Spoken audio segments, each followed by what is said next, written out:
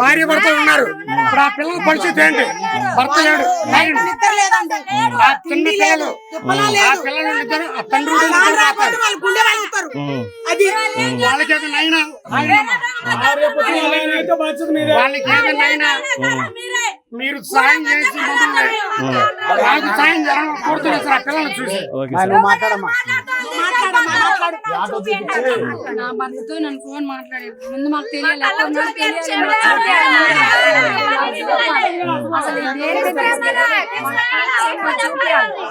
చెప్పాలి.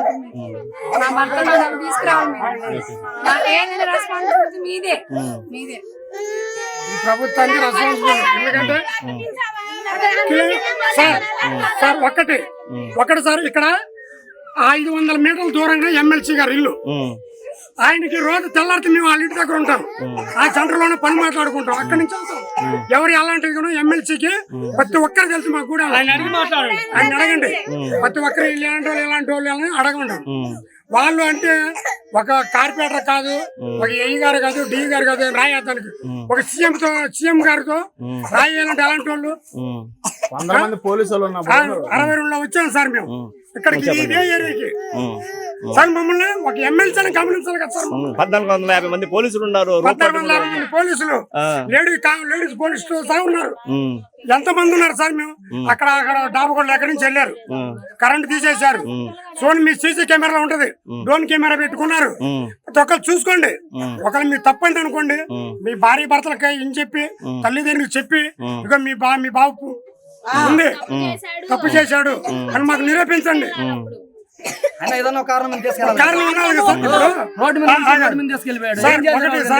మరి తీసుకెళ్లారు ఆ పిల్లలు ఏంటి పరిస్థితి ఏంటి? అమ్మా వెళ్ళారు మరి పోలీసులతో మాకు ఎక్కడ తెలియదు. 6:40 ముందు తీసుకున్నాడు. తీసుకుని వెళ్ళాడు. మరి దేనికి తీసుకెళ్ళాడు చెప్పాలి కదా. మీరు అడిగారా? అడిగితే లేదు సార్, ఆగేదాకా లేదు, అడిగితే లేదు, తీసుకెళ్ళిపోయాడు. మరి ఎవరు వాళ్ళు పోలీసులా కాదా మరి తెలియాలిగా. కాన్వాయ్ కూడా పోలీస్ కాన్వాయ్ కాదు, అది పోలీస్ కాన్వాయ్ కాదు.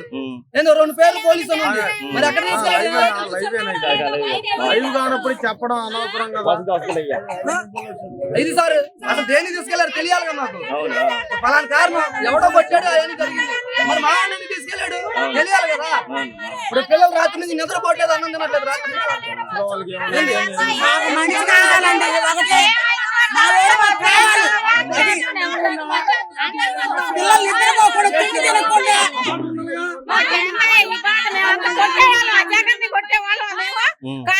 చేసుకొని బతికేవాళ్ళం మేము. నా కొడుకుని తీసుకెళ్తామేదయ్యా వాళ్ళ అమ్మగారు మీరు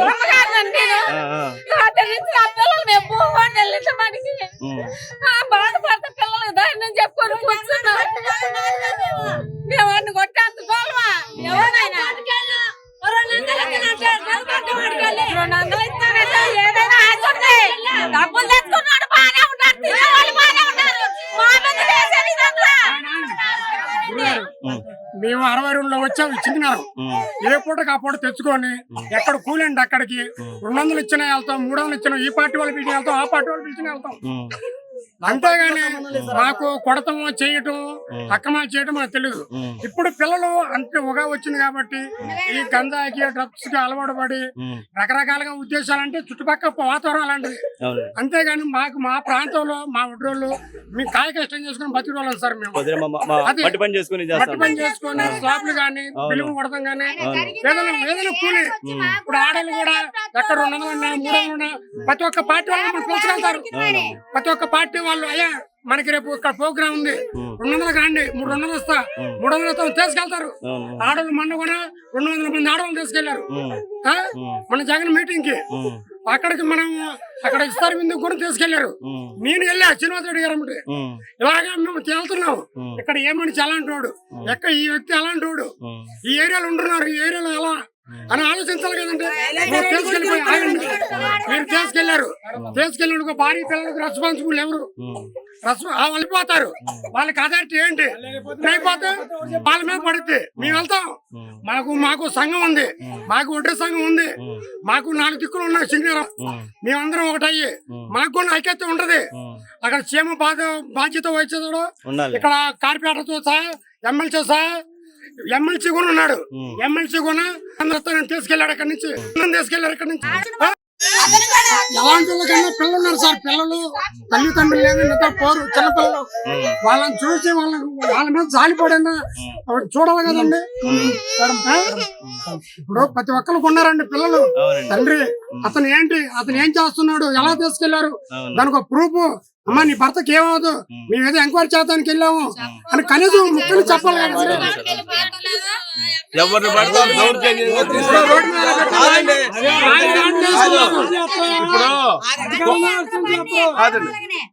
పోలీసులు ఏం చేస్తారు, వాళ్ళు ఉద్యోగాలు పోతాయని ఎవడో ఒకరిని పట్టించేద్దాం అని ఒక దాయంతో తీసుకెళ్లిపోతున్నారు పోలీసులు.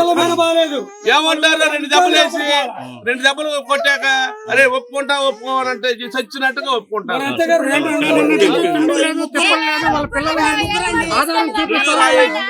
వాళ్ళు ఏ పూటగా పూట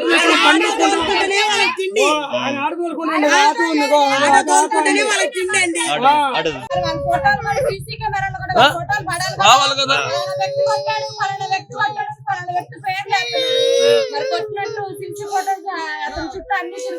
ఎవడో చెప్తాడండి, చెప్పినంత మాత్రం తీసుకెళ్తారా? సార్ మీరు మానవత్వంగా కొట్టినోళ్ళు ఫోటోలు పడితే ఎవడైనా దొంగ దొర ఆయన 1440 మంది పోలీసులు ఉన్నారు పక్కమటి. అది కాక రో పార్టీలు ఉన్నారు, ప్రొడక్షన్ పోలీసులు ఉన్నాయి. మా వంటకాయలు పని చేసుకుని సాయంత్రం బతికే వాళ్ళే. ఆ పిల్లలు ఏదో ఆట ఆడుకుంటే 200 100 ఇస్తారన్న అంటే ఆ జెండాలు పట్టుకుని వెళ్ళారంట. మరి రాయి ఎక్కడి నుంచి వచ్చిందో తెలిసింది. మరి కొట్టినోడు రావాలి కదా. మరి కొట్టినోడు రాకుండా ఈయన్ని వాడిని వాళ్ళు ఏ పూటకు ఆ పూట తెచ్చుకుని బతికే వాళ్ళు.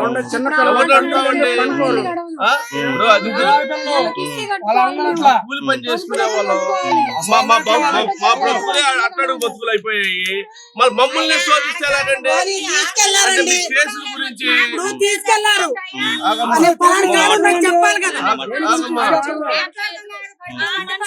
ఇప్పుడు వాళ్ళు అనేది ఏంటంటే ప్రతి ఒక్కరిని తీసుకెళ్లిపోతున్నారు.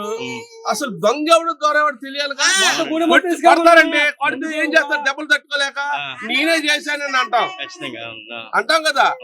మరి ఆ పిల్లలు కూడా భయపడిపోయి ఓకేసారంటే కొట్టరు కదా అనుకుని ఆ పిల్లలు చెప్పారంట. ఇప్పుడేమో వీళ్ళని తీసుకెళ్లారు. ఇంకా అంటే మీ బలహీనమైన అందరూ మా మీద పడిపోతారా?